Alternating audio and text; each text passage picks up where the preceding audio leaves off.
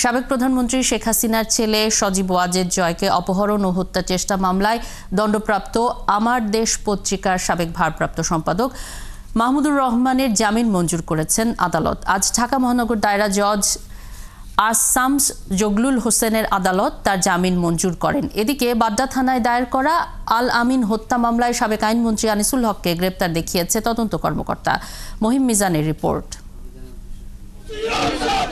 ভারতে পলাতক সাবেক প্রধানমন্ত্রী শেখ হাসিনার ছেলে সজীব ওয়াজেদ জয়কে অপহরণ এবং হত্যা চেষ্টা মামলায় গত বছরের 17 আগস্ট ঢাকার অতিরিক্ত চিফ মেট্রোপলিটন ম্যাজিস্ট্রেট আসাদুজ্জামান নূরের আদালতে আমার দেশ পত্রিকার সাবেক ভারপ্রাপ্ত সম্পাদক মাহমুদুর রহমান ও সাংবাদিক শফিক রেহমান সহ 5 জনের পৃথক 2 ধারায় 7 বছর সশ্রম কারাদণ্ড দেয় আদালত।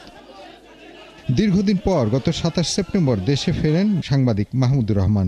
পরে 29 সেপ্টেম্বর তিনি সিএমএম আদালতে এসে জামিন আবেদন করলে তা নাকচ হয়ে যায়। পরে বৃহস্পতিবার সকালে মাহমুদুর রহমানের আইনজীবী মহানগর দায়রা জজ জগলুল হোসেনের আদালতে আবারও মামলাটি আপিলের শর্তে জামিন আবেদন করলে আদালত তা মঞ্জুর করেন।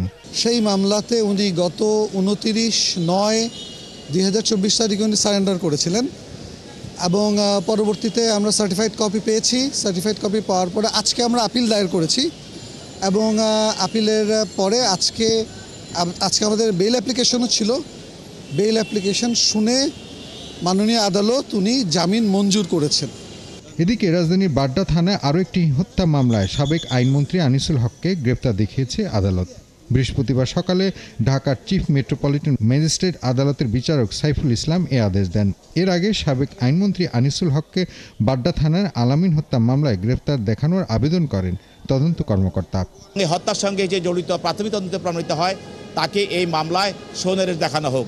তাকে অন্য একটি মামলা থেকে রিমান্ডের পরে আজকে এই মামলা নিয়ে আসা হয় এবং এই মামলা তাকে তদন্তকারী কর্মকর্তা সৌনিবেশ প্রার্থনা করলে বিজ্ঞ আদালত মামলার গুণাগুণ উপরে ভিত্তি করে তাকে এই মামলায় গ্রেপ্তার দেখান। তদন্তের স্বার্থে জিজ্ঞাসাবাদের জন্য প্রয়োজনে পরে আনিসুল হকের রিমান্ড চাইতে পারে বলে জানান তদন্ত কর্মকর্তা। মহিম মিজান, ৭১, ঢাকা।